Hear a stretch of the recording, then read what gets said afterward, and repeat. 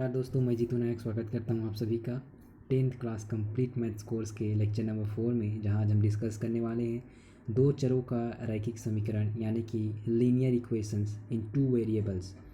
दोस्तों, चर राशि हम किसे कहते हैं? तो चर राशि ए से जेड तक के अंग्रेजी वर्णमाला के अल्फ़ाबेट्स को हम कहते हैं। ठीक है, इस चैप्टर में हम चरों के रूप में एक्स और वाई का उपयोग करेंगे। दो चर बोला है तो एक्स और वाई का उपयोग मेनली हम करते हैं। ठीक है, रैखिक समीकरण कहने का तात्पर्य है कि इन चरों की घात जो है वो एक रहेगी।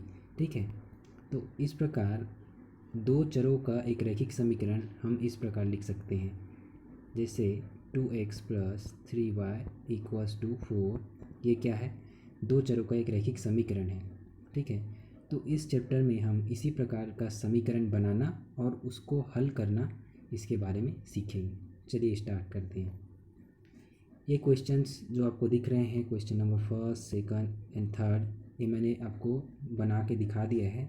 इसमें आपको केवल जो प्रश्नावली 2.1 में क्वेश्चंस दिए हैं उसके आधार पर आपको समीकरण बनाना है।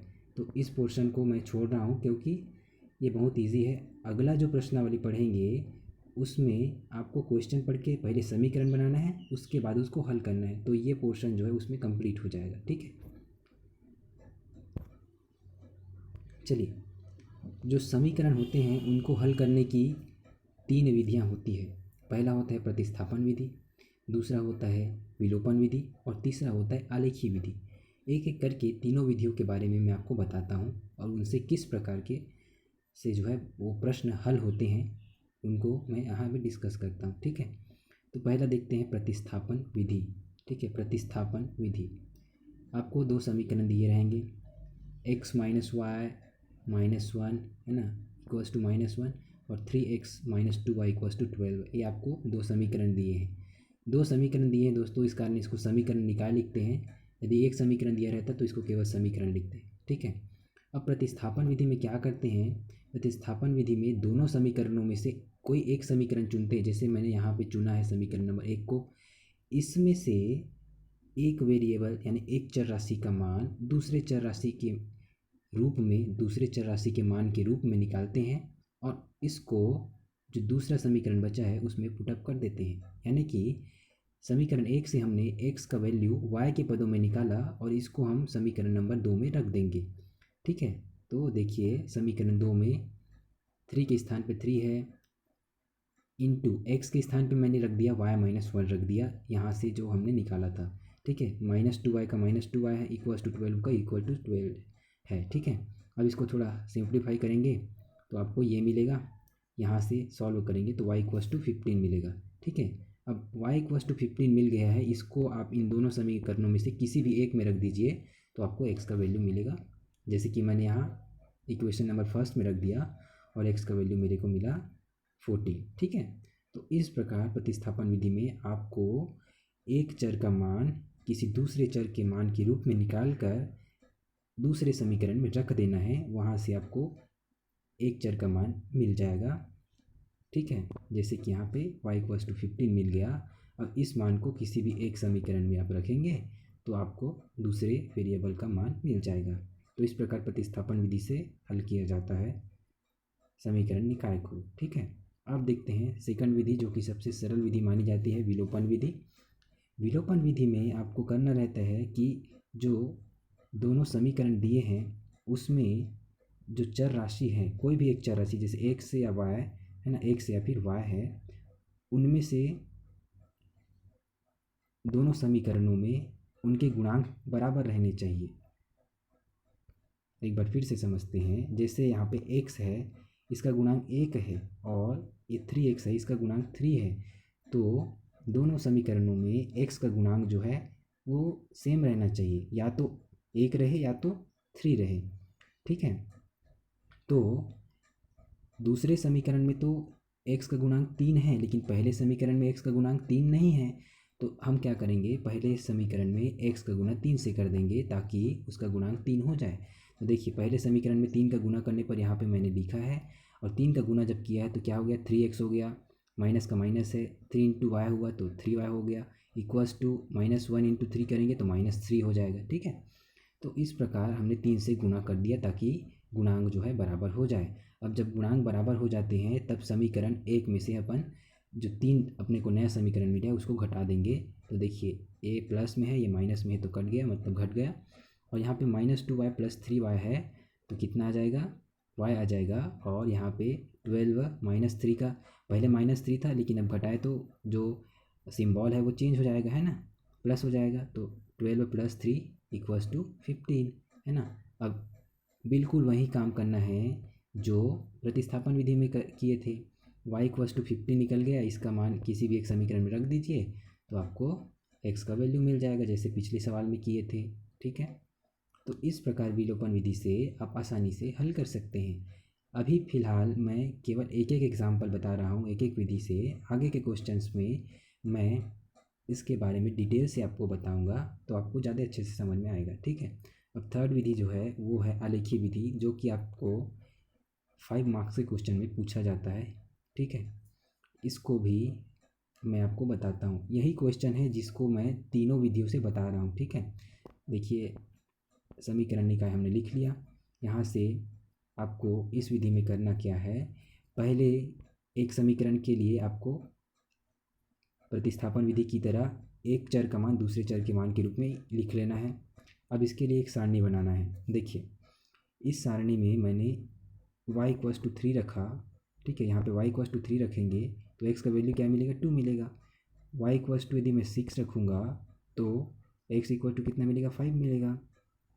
y = 9 रखूँगा तो x = कितना मिलेगा, 8 मिलेगा। इस समीकरण में मान रखते जाते हैं और जो मान मिलता जाता है उसको इस सारणी में लिखते जाते हैं। ये हो गया पहले समीकरण के लिए सारणी। इसी प्रकार समीकरण 2 से यानी इससे हमने यहाँ पे x का वैल्यू y के रूप में निकाला और इससे भी एक सारणी बना ली। ठीक है, इससे भी एक सारणी बना ली यहाँ पे। अब दोस्तों आप पूछेंगे कि 3, 6, 9 ऐसा ही क्यों रख रहे हैं, 1, 2, 3 ऐसा क्यों नहीं रख रहे हैं। तो इसका रीज़न ये है, जैसे मान लीजिए मैं यहाँ पे 1 रखता तो कितना आता, 14/3 आता। तो 14/3 इसको जो है ग्राफ में दर्शाना थोड़ा मुश्किल होता, तो इससे बचने के लिए मैंने यहाँ पे 3 रख दिया। देखिए अब 3 रखूँगा जैसे तो 12 + 2 × 3 12 है ना, +2 × 3 यानी 18 हो गया। 18/3 करेंगे तो कितना आएगा, 18/3। 18/3 करेंगे तो अपने को मिलेगा 6। देखिए ये इसको आपको ग्राफ में दर्शाना आसान होगा, इस कारण मैंने 3 टाइप कर रखा है ना। तो यहाँ पे 3, 6, 9, 12, 15, 18 इस प्रकार मान रखते गए और हमको मिला 6, 8, 10, 12, 14, 16। ठीक है, अब इतना कर लेने के बाद आपको ग्राफ खींचना है। आपको पहले तो ये ग्राफ खींच लेना है x अक्ष और y अक्ष का, है ना। फिर आपको यहाँ पे देखिए x अक्ष पे किस प्रकार के निर्देशांक दिख रहे हैं, 2, 5, 8, 11, 14, 17, है ना। तो इसको ध्यान में रखते हुए आपको इधर जो है वो पैमाना आपको चुन लेना है। मैंने यहाँ पे 2, 4, 6, 8, 10 इस प्रकार लिया। देखिए x अक्ष पर 1 सेंटीमीटर बराबर 2 इकाई मैंने ले लिया। ठीक है, उसको ध्यान में रखते हुए, किसको ध्यान में रखते हुए, यहाँ जो दिया है उसको।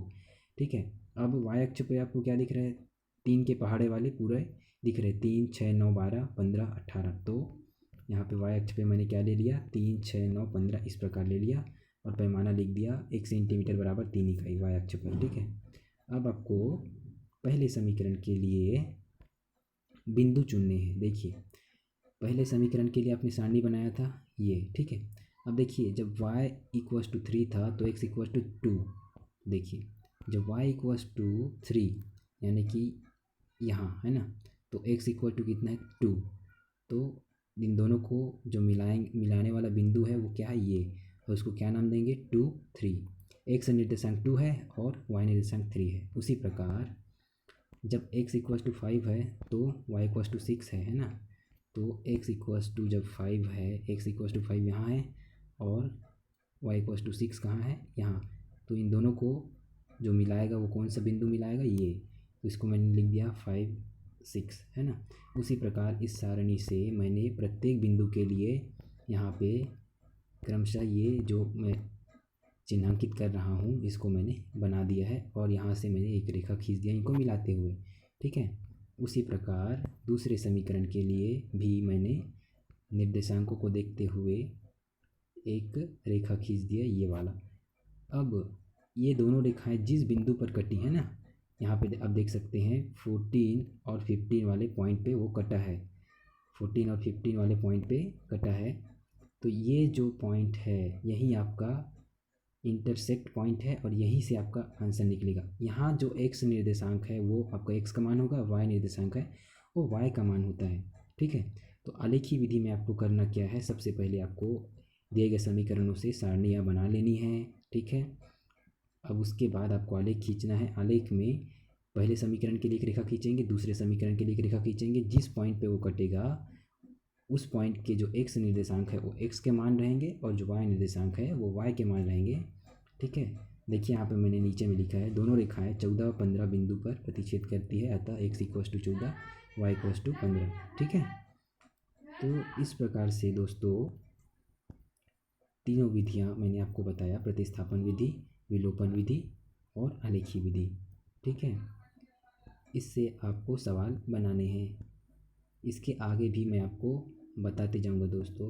तो वीडियो में अब तक अभी फ़िलहाल इतना ही। आगे मैं इनसे रिलेटेड और भी क्वेश्चन बताऊंगा, प्रश्नावली 2 के क्वेश्चन, तो आपको ज़्यादा अच्छे से समझ में आ जाएगा। थैंक यू दोस्तों।